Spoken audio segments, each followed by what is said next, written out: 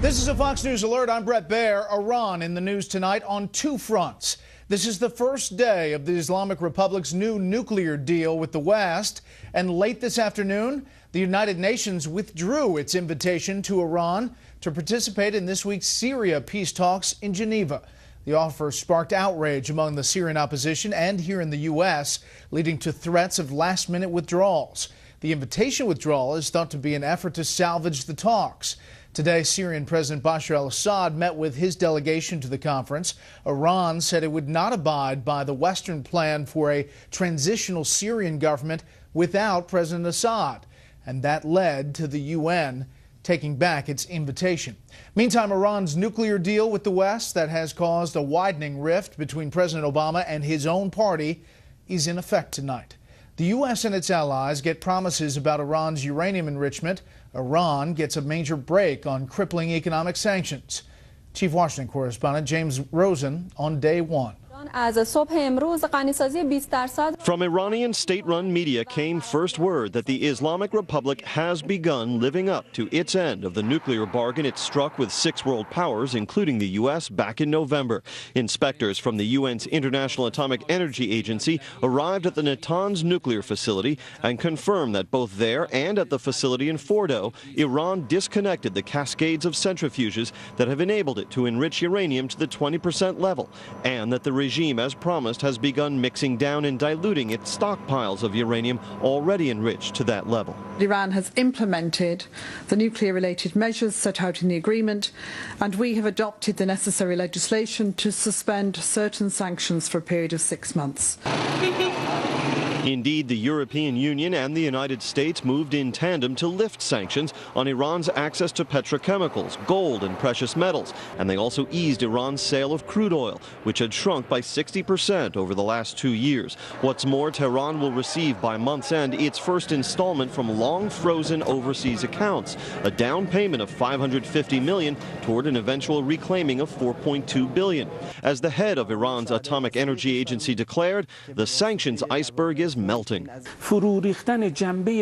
the collapse of the psychological aspect of the sanctions. This means they can no longer keep loosening and tightening the sanctions as they please. And other countries, such as India and China, and these countries who claim to be superpowers, will no longer let America keep imposing its will on them. Iran and the 6 world powers now have until July 20 to negotiate a final accord that would define the parameters of Iran's nuclear activity once and for all. If they fail to reach such a deal, the terms of the current accord expire. That's the beauty of this deal. We're buying their compliance with their own money. It's a fraction of what they need. This fellow Rouhani, who is the guy we're doing the deals with, he's absolutely determined not to eliminate the infrastructure that his country has put into place for the purpose of getting a nuclear weapon. And indeed, that's what this deal does. It leaves all of it in place. As for the final deal, a senior Obama administration official said today the talks are aimed at seeing if Iran can be allowed to keep a limited enrichment program such that the regime cannot, quote, develop a nuclear weapon without the international community having a long lead time and notice in advance. Brett. Okay, James, thank you. It has taken a while, but a story Fox News first brought you in early December about possible Russian involvement in the Edward Snowden leaks is gaining traction with new information tonight. Chief Intelligence Correspondent Catherine Herridge has the latest. A source familiar with the Edward Snowden case tells Fox News that investigators do not believe the NSA leaker stayed at Hong Kong's Mira Hotel as he traveled from Hawaii to Russia last summer, but rather at the residence of a non-Chinese national, possibly a Russian, who is suspected of facilitating Snowden's travel to Moscow, where he now has temporary asylum. The new allegation about Snowden's unusual contacts in Hong Kong comes as the leadership of the House and Senate Intelligence Committees claim the NSA leaker may have had help. On the Sunday talk show, Senator Dianne Feinstein for the first time publicly weighed in on the possibility, along with the CIA's former deputy director, though neither pointed to specific evidence. The disclosures that have been coming recently are very sophisticated in their content and sophisticated in their timing. Almost too sophisticated for Mr. Snowden to be deciding on his own, and seems to me he might be getting some help. You agree with Chairman Rogers that he may have had help from the Russians? He may well have. We don't know at this stage. The claim that Snowden may not have acted alone was first reported by Fox News in early December, based on an interview with Congressman Mike Rogers. On Sunday, Rogers went further. Some of the things that he did were beyond his technical capabilities. Raises more questions. How he arranged travel before he left, how he was ready to go. I believe there's a reason he ended up in the hands, the loving arms of an FSB agent in Moscow. I don't think that's a coincidence. The Mira Hotel did not respond to Fox's questions about Snowden, nor did journalist Glenn Greenwald, who's handled most of the leaked NSA documents. In December, Greenwald described Rogers' original claims as baseless. The NSA debate now moves to Capitol Hill, where Attorney General Eric Holder will testify next week before the Senate Judiciary Committee. Its Democratic chairman suggested on Fox News Sunday the president's reforms do not go far enough. There's going to be a lot of questions, again, from both Republicans and Democrats who are concerned that we're going too much in the privacy of Americans.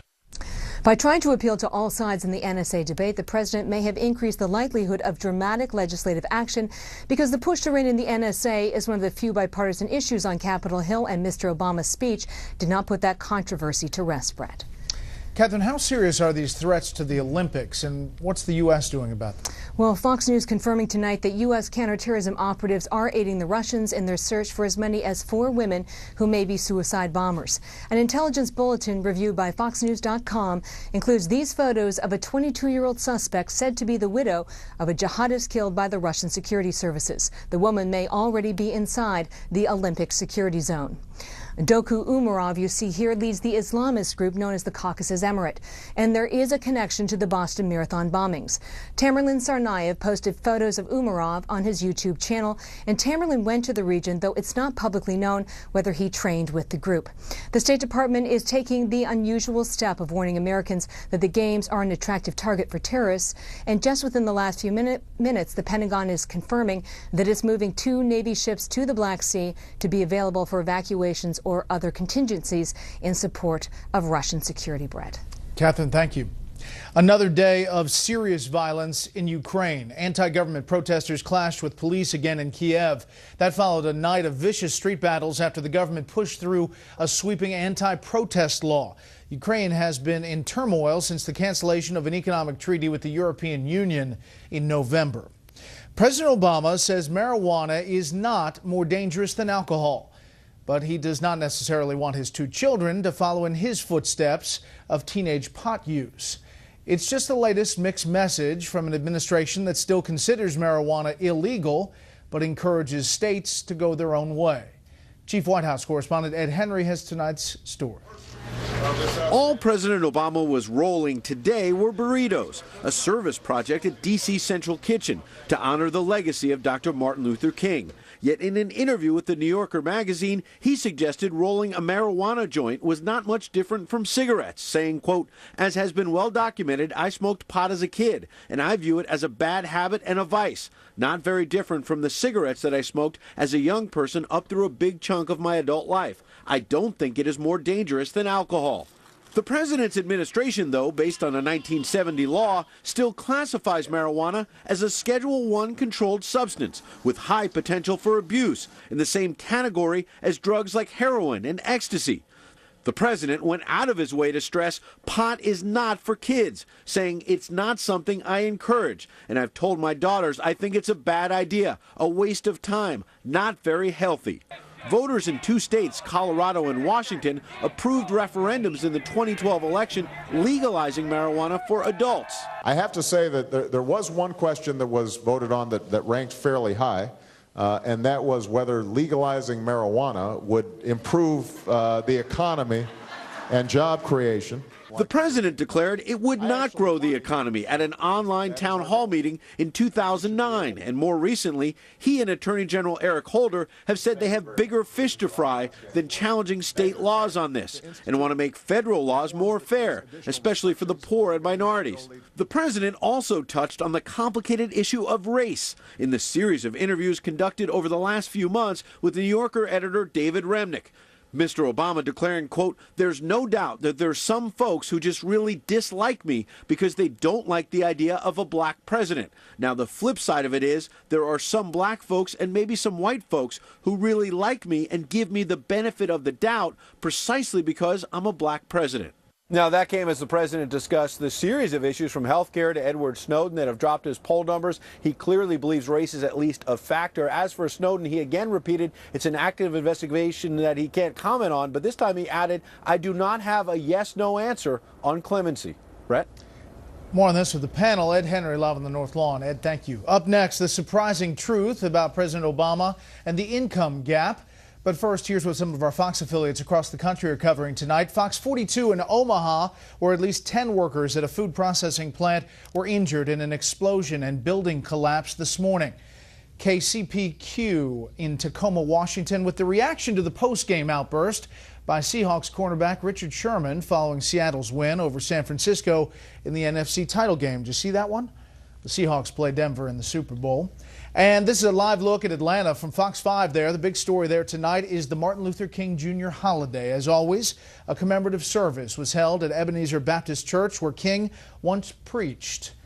That's tonight's live look outside the Beltway from Special Report. We'll be right back.